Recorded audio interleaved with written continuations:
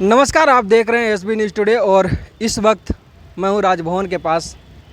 आज की अगर खबरों की करें तो आज भाजपा विधायकों की परेड यहां पे बाबूलाल मरांडी के नेतृत्व में लगा और सभी ने राजभवन में जाकर राज्यपाल से मुलाकात की। क्या है मुलाकात की वजह, क्यों मुलाकात की, वो आप देखिए सीधा तस्वीरों के माध्यम से, और यह भी सुनिए कि बाबूलाल जी ने मुलाकात के बाद क्या कहा और अन्य विधायकों ने क्या कहा। हालांकि यहाँ पे और एक बात मैं बता दूं कि आज सदन शीतकालीन सत्र का आज तीसरा दिन था और आज की अगर बात करें तो आज 3 विधायकों को मार्शल आउट किया गया है। और उस मुद्दे पे भी क्या कर रहे हैं यहाँ के विधायक, या यूँ कहें कि क्या कर रहे हैं भाजपा के विधायक और नेता प्रतिपक्ष, सुनिए। लाल जी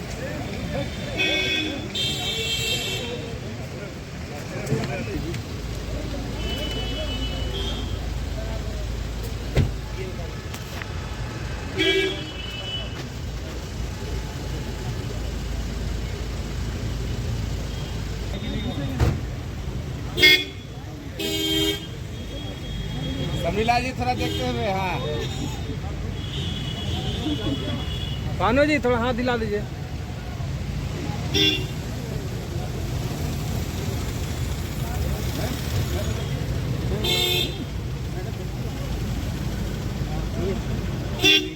सब विधायक का परेड लगवा दिया गया।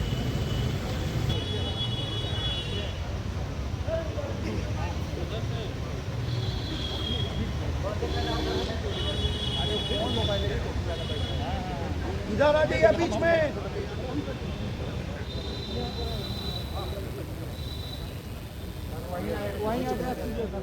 हाँ नहीं, ये अच्छा हो गया। आप लोग बहुत धक्का मुक्का करते थे, उससे तो बहुत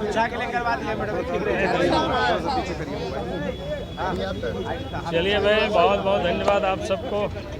क्या क्या किस किस मुद्दे पर वार्ता हुई आज विधायक दल एक प्रतिनिधि मंडल लेकर के हम सब लोग महामहिम से हम लोग मिले, और एक तो राज्य में अगर आप देखें विधि व्यवस्था तो खराब ही है, बिल्कुल कानून व्यवस्था जितनी बिगड़ी हुई है झारखंड में। मुझे लगता है कि झारखंड राज्य बनने के बाद कभी इतनी हालत नहीं खराब हुई, लेकिन आज बुरी तरह से स्थिति बिगड़ी हुई है। कहीं भी आज के तारीख में लोग सुरक्षित अपने आप को महसूस नहीं करते। थोड़ा व्यवसायी हो, व्यापारी हो, उद्योगपति हो या आम जन भी, अभी कोई भी कहीं अपने आप को सुरक्षित महसूस नहीं कर रहे। महिलाएं हो और ख़ास करके उसमें भी दलित, आदिवासी यानी कमज़ोर। राज्य की जो हेमंत सोरेन की सरकार कानून व्यवस्था ठीक हो इसकी उनको कोई चिंता नहीं है। जिनका काम था कानून व्यवस्था को ठीक करना, अपराधियों को सज़ा दिलाना, उन सब को हेमंत सोरेन ने वसूली में लगे रखे। दूसरा जो मामला है करप्शन की, पूरे राज्य में अब जितनी भी संस्थान, चाहे ब्लॉक जाइए, अंचल या थाना, जहाँ से आम लोगों का जुड़ाव है, मैं बड़ी बड़ी करप्शन की बात नहीं कर रहा हूँ, वहाँ भी बिना पैसे से काम नहीं होता है, लोग परेशान हैं। और दूसरी तरफ देखें कि करप्शन के विरोध में जब ईडी वालों ने कार्रवाई शुरू की तो आप सबको ध्यान में है कि झारखंड से ही कई करोड़ रुपया निकला, कई सांसद जेल में है, कई दलाल बिचौलिया लोग भी जेल में है। ईडी ने बार बार नोटिस दिया कई अफसरों के ऊपर एफआईआर करने के लिए हेमंत सोरेन को, लेकिन वो भी सारे कागजात आलमीरा में बंद करके रखे हुए हैं। और राज्य के मुख्यमंत्री को भी ईडी ने 1-2 बार नहीं, आधा दर्जन बार पत्र लिखा, उनको नोटिस किया कि भाई आप हाजिर होइए, आप बताइए, लेकिन मुख्यमंत्री उस दिन से वो भागे फिर रहे। कभी हाई कोर्ट, कभी सुप्रीम कोर्ट, कभी यहाँ से वहाँ वो दौड़ लगा रहे हैं। मैंने इसलिए इस बात को कह रहा हूँ कि राज्य के वो मुख्यमंत्री हैं, अगर मुख्यमंत्री ही कानून का सम्मान नहीं करते, फिर उस मुख्यमंत्री से आम अपराधी लोगों की हम कैसे उम्मीद करते हैं कि वो कानून को वो पालन करा सके या उनको वो सजा दिला पाएंगे, जहां मुख्यमंत्री ही खुद कानून को ठेंगा दिखा रहे हैं। अब 1, 2, 3 बार नहीं बल्कि 6 बार नोटिस दे चुकी है ईडी वालों ने। अगर ये मुख्यमंत्री ने कुछ गड़बड़ नहीं किया हेमंत सोरेन की, तो फिर डर क्यों रहे हैं, भाग क्यों रहे हैं? इनको ऑफिस में चली जाना चाहिए सीना तान करके और बताना चाहिए जो सच्चाई है। लेकिन लगता है कि हेमंत सोरेन जी बुरी तरह से उस करप्शन में फंसे और इसीलिए हम लोग महामहिम से आकर के मिले। हम लोगों ने दरखास्त दिया है महामहिम से कि ये राज्य की हालत है, ये मुख्यमंत्री की हालत है और इसको ठीक करना जरूरी है। तो इसलिए महामहिम से हम लोगों ने दरखास्त किया है, आपको विधि सम्मत आप इस पर आप कार्रवाई करें। उन्होंने हम सब लोगों की पूरी बातों को सुना है और उन्होंने कहा कि भाई हम सब चीज़ों को हम देखेंगे। इस वक्त तो इन मुद्दों को लेकर के हम सब लोग महामहिम से मिले। मैं उसी बात को आप सबके समझ क्या मतलब बर्खास्त कर रहे हैं, क्या करें, आपका क्या आग्रह था?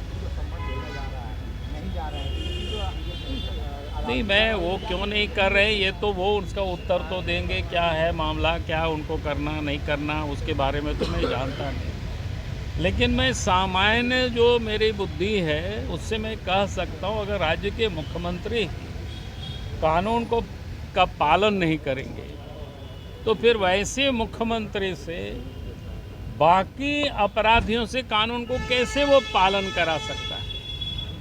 और इसलिए ये ज़रूरी है कि महामहिम से हम लोगों ने यही कहा कि ये ज़रूरी है कि अब उनके ऊपर विधि सम्मत कार्रवाई हो, इसकी आपको पहल करनी। क्या सरकार राज्यपाल से बर्खास्तगी की अब वो मांग कर क्या रहे हैं करेंगे, हम लोगों ने कहा कि विधि सम्मत उनके वही हुआ ऊपर ना सर, हस्तक्षेप करें, मतलब आप सरकार सामने को आ जाएं। आप उसका जो आप समझ सकते हो उसमें तो मैं कुछ भी नहीं कहूँगा कि मैंने तो विधि सम्मत कहा। क्या स्थानीय नीति पर भी बातचीत हुई? नहीं, इसके उस लिए आप विषय लोग आज- जितना मैंने बातचीत हुई, जिसको लेकर के हम लोगों ने मेमोरेंडम दिया है, आप सबको पत्रक भी क्या बोलते हैं PDF फाइल में बना करके आप सबको मिल जाएगी कार्यालय से। बाबूलाल जी, 3 विधायकों का सस्पेंशन जो है उसको देखिए, वो तो बिल्कुल गलत किया है, मनमानी आपने देखा होगा, आप सब लोग हाउस में रहे होंगे। विधायक तो क्या कह रहे थे कि भाई कार्य स्थगन प्रस्ताव हमने डाला है, उसको आप पढ़ दीजिए तो कम से कम, अगर उस पर चर्चा भी नहीं कराते हैं तो। लेकिन वो तो लगता है कि मन बना रखे थे कि भाई हमको आज निलंबित करना है, सस्पेंड करना है। तो जब सरकार जब मुख्यमंत्री ही जन समस्याओं से भाग रही है तो उनकी सरकार, उनके अध्यक्ष तो भागेंगे ही और इस प्रकार की दबाने का कोशिश करेगा ही। बहुत बहुत धन्यवाद।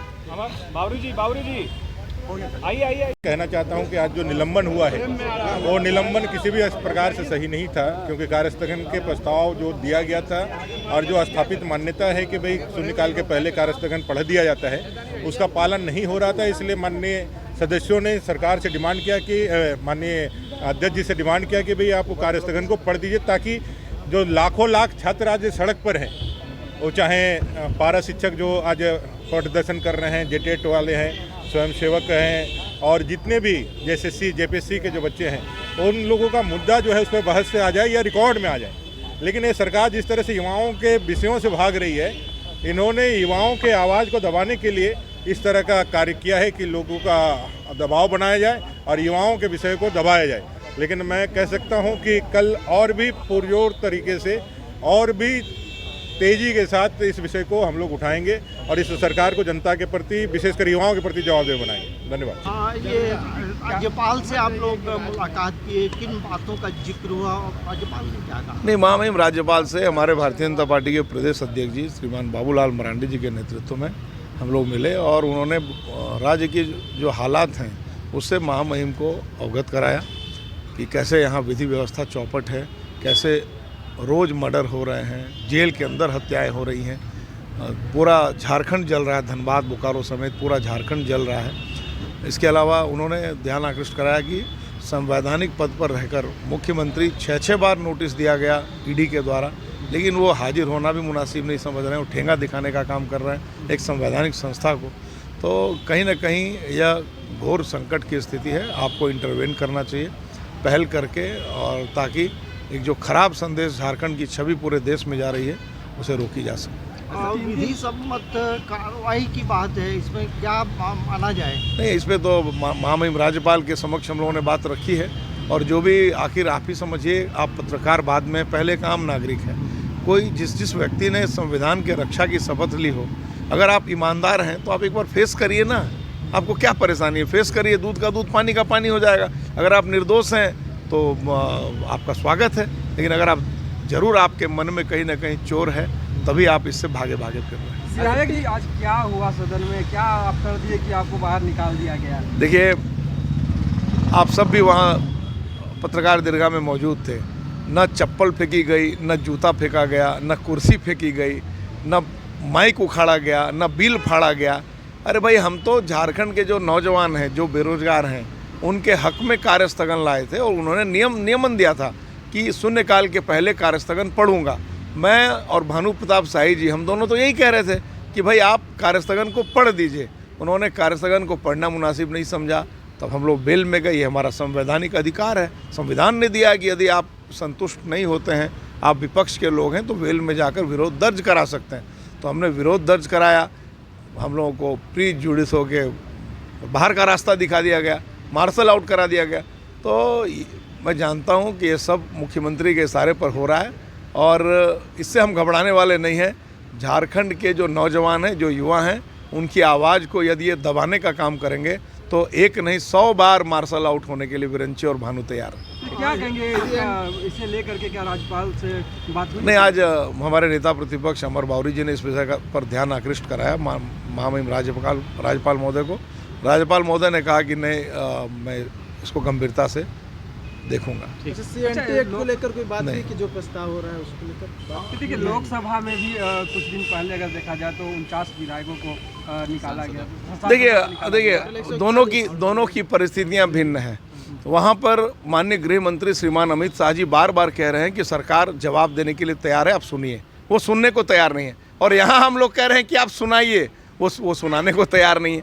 तो दोनों परिस्थितियां भिन्न हैं। वहाँ हमारे गृह मंत्री जी सुनाना चाह रहे हैं, वो सुनना नहीं चाह रहे, वो भाग रहे हैं, हंगामा कर रहे हैं। हम सुनना चाहते हैं तो हमको सुनाना नहीं चाह रहे हैं। तो दोनों जगह की परिस्थितियां भिन्न है। इसलिए कोई भी आज आपको भी आश्चर्य हो रहा होगा कि हम लोगों ने ऐसा कोई हरकत किया नहीं और हम लोग मार्शल आउट हो गए। ये राज्य सरकार के 4 साल पूरे होने वाले हैं, कैसे आकलन करते हैं? देखिए, ये जो 4 साल है, इसने झारखंड को कम से कम 40 साल पीछे पहुंचा दिया है। माननीय रघुवर दास जी के समय में 2015 के जनवरी से लेकर और 19 तक जिस तरह से विकास की गाथा लिखी गई झारखंड में, मैं समझता हूं कि सब पर ब्रेक लग गया है। और एक जो सबसे दुखद पहलू है, झारखंड का most corrupted state in India की छवि बनी है झारखंड की। ये अपने आप में शर्मसार करने वाला है 3.5 करोड़ झारखंड की आबादी को। झारखंड परेशान है, कराह रहा है। झारखंड लूट खंड में तब्दील है। यहाँ सिर्फ और सिर्फ पत्थरों की लूट हुई 4 सालों में, बालू की लूट हुई। आज तक एक भी घाट का टेंडर नहीं हुआ। आपको याद होगा मेरे इस सवाल पर बजट सेशन में 2020 में माननीय मुख्यमंत्री जी ने कहा था कि मैं 3 महीने के अंदर JSMDC से बालू बिचवाने का काम करूँगा। आज भी बालू का अवैध धंधा जारी है। तो जहाँ पत्थर, खजाना, बालू, कोयला, हर चीज़ की लूट मची है। 70,000 करोड़ रुपए से ज़्यादा की लूट इस सरकार के दौरान हुई है झारखंड में। अगर मैं तो कहता हूँ कि इसकी CBI जांच हो, दूध का दूध पानी का पानी हो जाएगा। मुख्यमंत्री समेत सारे के सारे मंत्री जेल के सलाखों में चक्की पीसते नजर आएंगे। और एक सवाल है, 2024 आने